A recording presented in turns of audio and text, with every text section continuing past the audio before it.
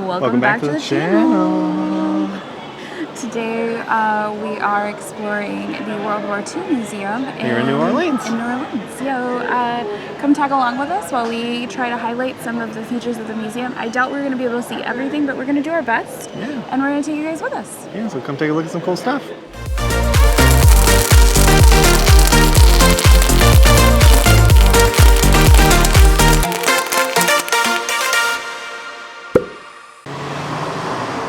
Oh, I'm so glad you guys made it. Make sure you guys hit the like button, hit the subscribe button, and make sure you ring that notification bell because when we hit 1,000 subscribers, we're still going to be dropping off the Strat. And I can't wait to take you guys with us. So let's go.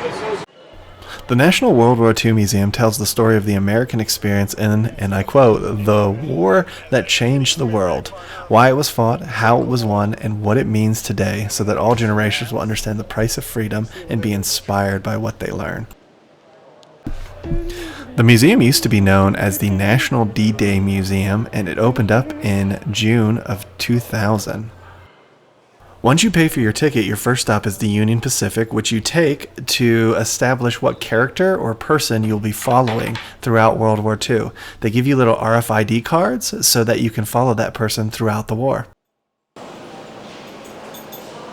Alright guys, so on the first floor we've got the theater, the museum, there's a soda shop, and then there's the train car experience, and then up on the second floor we have the Arsenal Democracy, some special exhibits, and then there's like a bridge that bridges over to the other building, and then up on level 3 are like observation decks, education offices, and classrooms. And that's just in this building. One of my favorite parts about the building is they have a lot of historical planes hanging from the ceiling, but then again I do love aviation. Alright, so this is a type of transmission that was in a lot of the machinery that they used.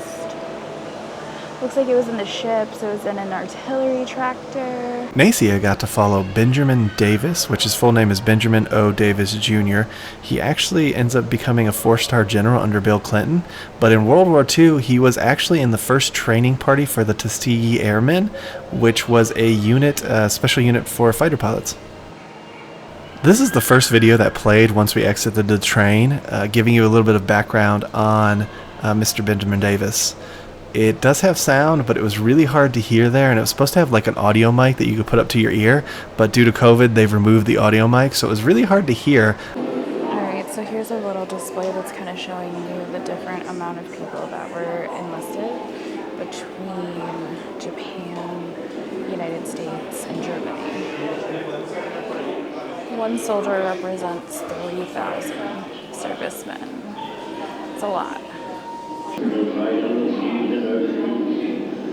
But basically this kind of follows the timeline.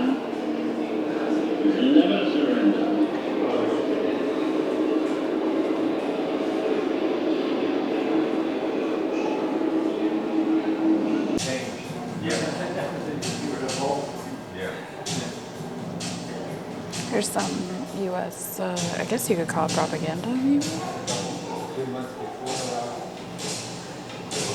Another neat part about the museum is their use of videos.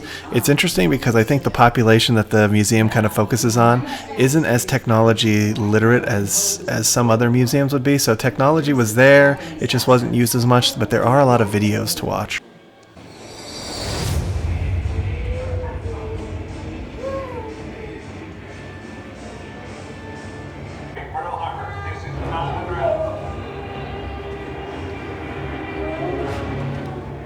Standard issued gas mask.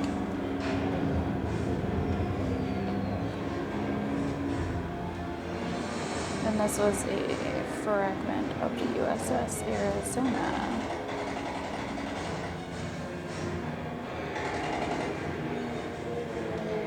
From Pearl Harbor.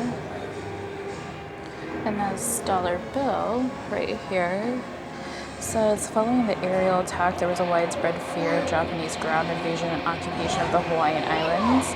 If the Japanese invaded, the American government intended to declare all Hawaii stamp notes worthless. So this particular bill belonged to Nolan Alvarado, who was stationed with the U.S. Army in 98. So it was like an overprint of money. Crazy. One of the frustrating pieces of the RFID cards was that, well, one, it was very hard to track them on a mission, and we'll talk about that a little bit at the end. But two, if you got to one where your character or person was not involved in those events, basically you'd get 6 different perspectives, and that was really it. So you could listen to all of them, but it would be the same one throughout. So you'd hit multiple displays with just these 6 perspectives because your individual wasn't involved in those.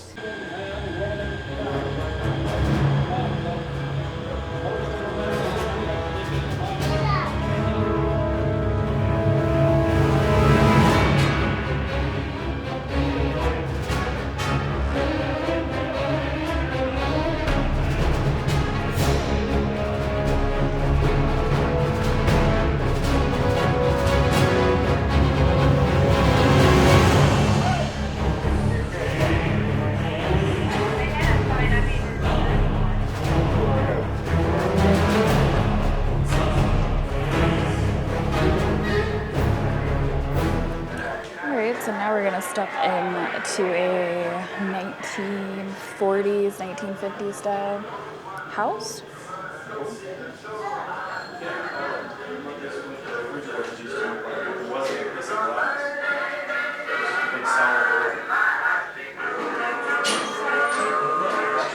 This is where food stamps started, folks.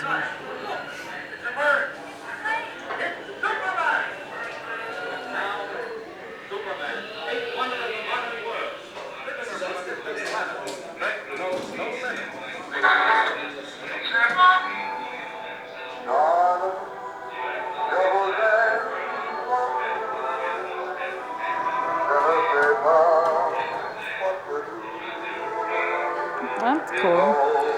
To conserve steel for military use, the manufacturers of this fly swatter and carpets brush sweep used wood instead of metal. Interesting. That's like an old school iron back in there. Remember, guys, don't waste soap. A lot of cast iron.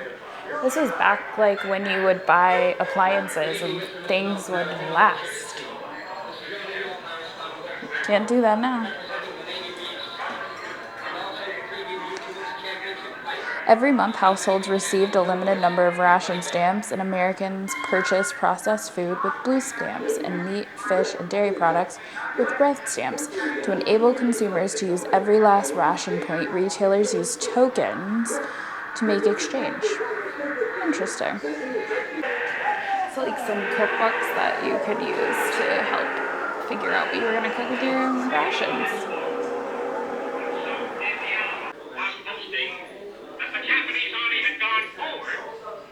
These are fireside chats.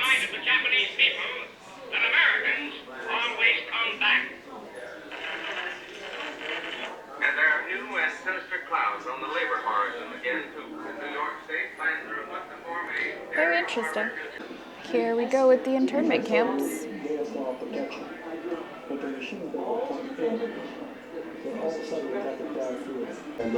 They just shipped them off to the middle of Arizona.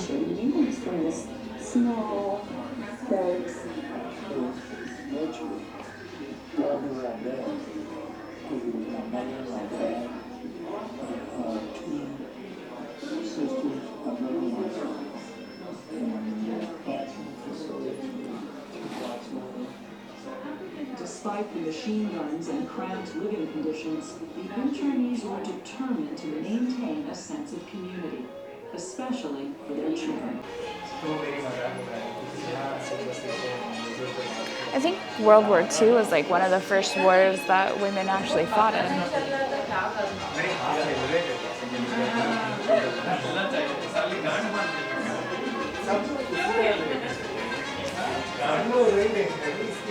This is like all about kind of like the training that the officers went through. And like up here, these pictures, you can kind of see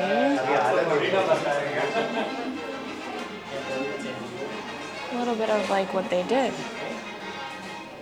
Alright, So here's a replica of the USS Arizona that was stationed in Pearl Harbor. Part of the War Memorial Commission. Looks like they got Elvis involved.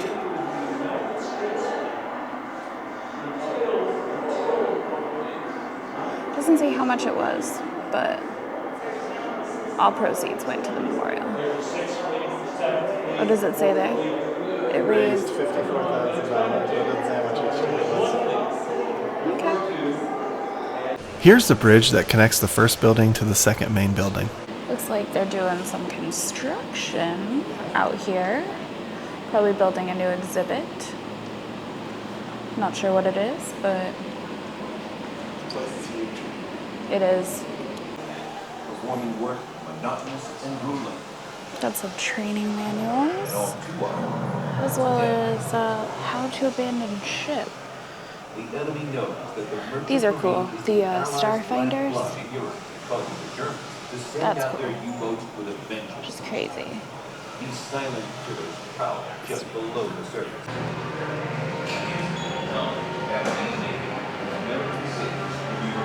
December 7th, 1941, Japan staged the surprise attack on Pearl Harbor. I do have family that's from Guam, though. One of the fascinating parts about following someone with the dog tags is like Nacy's character wasn't involved in the Pacific battles, and mine was actually a Holocaust survivor, so she wasn't involved in those either. So again, we'd come up to the interactive displays, and there would be nothing for us to do in these sections. Something that was really done well is the immersiveness of these areas. Like this one's supposed to be like a ship, and you'll see as you turn, you kind of get like a ship's front layout. It's really, really cool, really, really immersive, and really, really well done. It's pretty epic.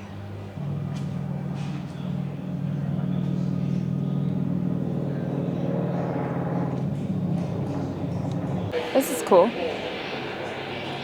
Like the look. Again here, the layout in this room was really fascinating. It was supposed to be the Pacific Islands, so it's kind of set up like a Pacific Island plants and bunkers and things like that. So again, really cool design. Their objective is to isolate Australia and New Zealand by attacking supply lines coming from the United States.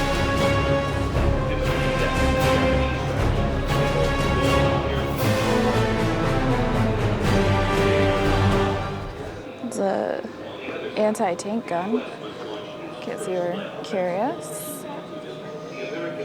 This room is really cool. And just like how they make it look, you know? Okay. I'm trying to go slow so it doesn't blur.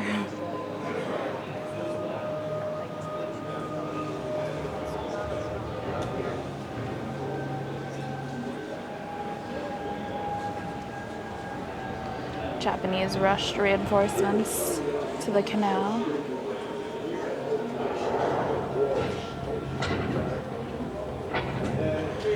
A lot of blood.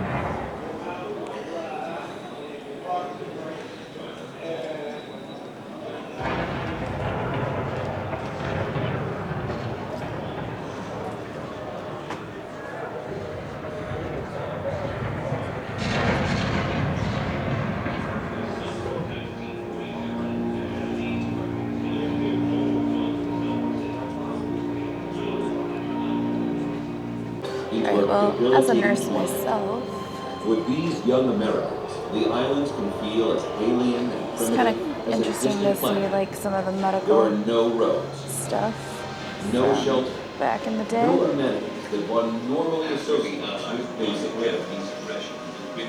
But within the jungle, there lurks something silent. And this, my friends, is a portable X-ray machine.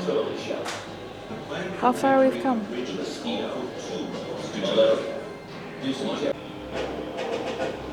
In 1931, Japan moves to systematically subjugate China. First, it invades Manchuria from occupied Korea. Then the Japanese set their sights on greater conquests. and the fighting escalates into a full-scale war, starting in Peking and spreading to Shanghai. Everywhere the despised invaders go, they abuse civilians, sometimes killing entire villages. I have family that is from Guam, so it's kind of interesting.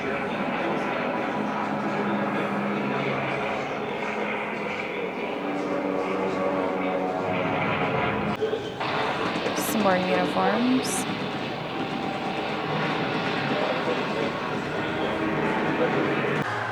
Alright, so I think both of our stories start in Berlin, so that's where we're headed next. So we have the Soviet Union, we have the United Kingdom, we have the United States, and then the Axis, of course, is Germany and Italy, Mussolini. Alright, so now we're headed into the road to Berlin. Apologies for any swastikas that may make it through the editing process.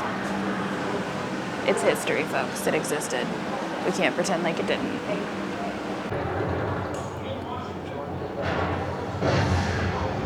Interesting fact, Gary's grandfather actually went to Germany in World War II. So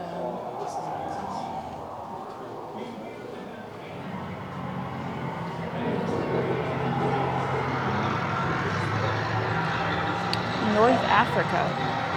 It's really interesting seeing these like different vehicles with like the different backgrounds. Yeah. This museum is very detailed. Like you could probably spend days in here reading everything. Yes. So if you do come here, word to the wise, make sure you give yourself time. Oh, go ahead. Oh, you can walk past. Here's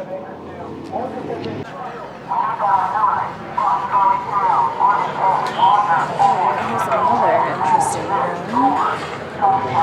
Like, honestly, the way that they try to make it look like landscape is just absolutely fascinating. Really cool. Really well done in that aspect. Some more really cool artifacts. Visually, again, this is the road to Berlin. It was very immersive in the scene. You got the fake snow on the ground. You have the different types of weapons, the different types of terrain. It really does a good job. This museum really does a good job in sort of detailing those little pieces that really immerse you into the story and give you a lot of interesting details and a lot of history to read through. Despite icy weather, vast distance, and the surging German advance, Patton boldly replies, I can attack with 3 divisions in 48 hours. Okay, George. Take an extra day. Get your boys up there fast. with reinforcements arrived, Like the scenery in here is just crazy. and a break in the weather is predicted soon. The museum does have a good job of having continual audio throughout the museum, but as you'll hear in the video, sometimes it can be a little loud. So if you do have sensory issues, you may want to take that into consideration when you're touring this museum. And finally, on the morning of May 2nd, At 10 a.m., there was complete silence. Could that be the end of it all? Yeah, there's no wand. They took away COVID. Yeah, we went in the wrong order. Somehow. I don't know how we went in the wrong order, but we went in the wrong order. So this was Charlotte Wise. She was my person. She was a Holocaust survivor. She was the one I was assigned to when we got off the train. What I'm talking about when I say the wrong order, see the road to Berlin, this was actually at the end of the road to Berlin where we took those escalators down. It was actually the wrong area to go down. So there was no way to get to this one, and you have to unlock number 2 before you can do number 3, number 4, number 5, and number 6. So it was very, very confusing how to complete her story. This is here, and then right past this door is number 5. You know what I mean? To make it a little more complicated, after finding this out, we had to make the decision of do we redo the area or do we just kind of accept it and move on? And at this time, we just kind of accepted it and move on. Great. So one of the really cool things that they give you is these virtual dog tags, essentially. And they're RFID'd, and what they are is there's a different person attached to each one. And as you work through the museum, they have these kiosk and you scan your card and it'll bring up your person. And then as you work through the museum, it kind of tells you their story and like what role they played in the war, like what happened to them during World War II, which I think is really interesting. It is a little bit confusing, just with the whole layout and trying to find the different pieces, but if you can kind of keep track of where you need to go each time, you can definitely get the full story. And then you can take these home, you can like collect different things, and then you can go to the website and kind of go back through your whole story if you'd like. So there is a restaurant and bar inside the museum if you're interested. We did not go there though, so maybe something you want to check out. Oh, so we have absolutely no idea where we are right now. This museum does get very difficult to navigate after you get out of sort of the main sections. But there's some really cool planes on the ceiling.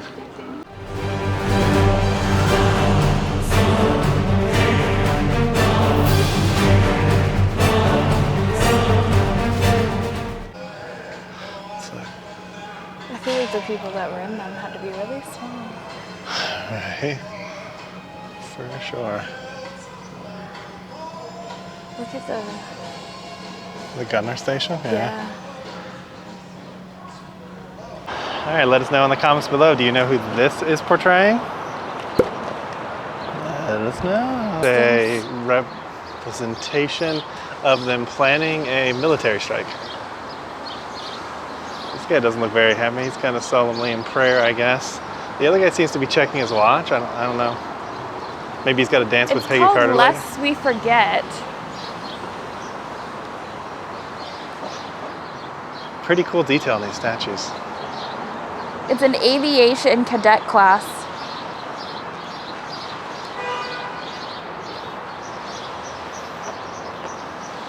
And the guy who created it was 94, and he completed it just 2 years before his death.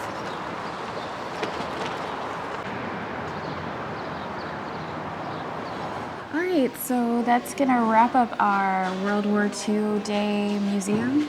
In New Orleans. Yeah, it's a very interesting museum. It's really got some really awesome rooms. The details and stuff in the rooms are top notch, especially the first part of it. Yeah. But once you get past that first experience of like the war and the different areas, it kind of gets lost in itself and just kind of gets very sort of confusing and wide open. Yeah, but the way that they set up the different areas to look like different landscapes is really cool. Yeah, so it's definitely a must visit when you're in the St. Louis, New Orleans. Did I say that the first time too? No. Okay, no, sorry. You're good. It's been a long day. But definitely if you're going to come here, plan to spend a lot of time because there's a lot of detail. So we spent almost 2 hours in here just walking, and we didn't even really read like even 10% of the stuff that was in here. So it's definitely worth checking out. You can definitely come back for multiple days. They have multiple day passes, and they have like other things that you can add on, like different movies. Yeah, and there's a movie theater too to watch some stuff too. So definitely worth check. Make sure to like the video. Yeah.